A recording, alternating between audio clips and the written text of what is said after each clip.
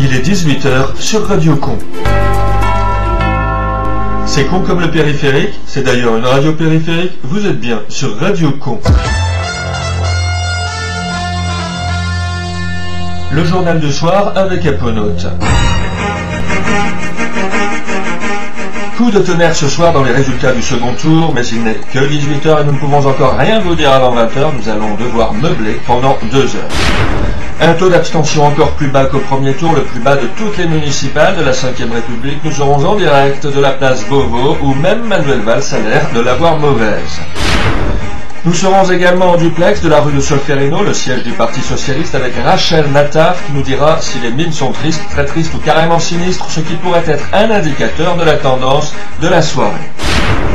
Autre duplex dans ce journal, cette fois avec Sarah Lévy en direct du siège de l'UMP où l'on prendra la température. Il semble que là aussi, malgré des mines un peu moins tristes, on affiche toutefois un air grave, particulièrement grave, et elle nous dira ce qu'il faut en penser, même avant 20h. Samuel Benguigui sera lui en direct du siège du Front National où il vient de voir Marine Le Pen détendue et souriante, entourée des principaux responsables du mouvement frontiste, improviser une danse des canards devant un buffet garni de coupes de champagne. Il nous dira ce que nous pouvons présager, même avant 20h, des résultats de ce second tour des municipales qui pourraient, nous parlons bien sûr au conditionnel comme les renseignements généraux, qui pourraient s'avérer déroutants sinon historiques. Raphaël Benassayag nous apprend à l'instant qu'une ambulance du SAMU vient d'arriver à l'hôtel Matignon, rue de Varennes. Il sera en direct à l'antenne dès qu'il aura du nouveau. David Cohen sera lui à bord d'une moto de Radio Con à la poursuite d'un scooter fou qui vient de s'échapper de la rue de l'Élysée par le faubourg Saint-Honoré en direction d'un immeuble bourgeois du 8e arrondissement. Raphaël Benassayag nous dit à l'instant qu'on vient de voir Jean-Marc Ayrault, le Premier ministre, sur une civière dans la cour de Matignon, à côté de la voiture du SAMU. Raphaël sera en ligne s'il a du nouveau.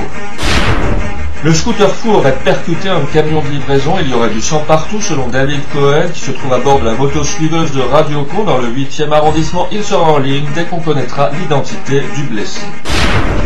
Décidément, l'actualité bouge très vite. Ce soir, Raphaël Benassayag nous dit à l'instant qu'il a vu un médecin urgentiste recouvrir d'un drap à la tête de Jean-Marc Ayrault avant même que soient refermées les portes de la voiture du SAMU et que le bruit d'un suicide s'est répandu comme une traînée de poudre à Matignon. Jean-Marc Ayrault est-il le nouveau Bérégovois d'un nouveau socialisme finissant? Nous rappellerons qui était Pierre Bérégovois avec Danny Rosenblum, le chef du service politique de Radio Con, et puis nous tenterons de répondre à cette question. François Hollande devra-t-il nommer un nouveau locataire à Matignon avant les élections européennes? Une actualité de plus en plus précipitée ce soir, puisque David Cohen, qui se trouve toujours à bord de la motosuiveuse de Radio Con dans le 8e arrondissement, nous dit qu'il aurait reconnu le visage de François Hollande quand le SAMU a ôté le casque du conducteur blessé de l'accident de scooter. Danny Rosenblum et tout le service politique de Radio Con feront le point sur l'identité et la carrière politique du président du Sénat. Nous développerons toute cette actualité après une première pause de publicité.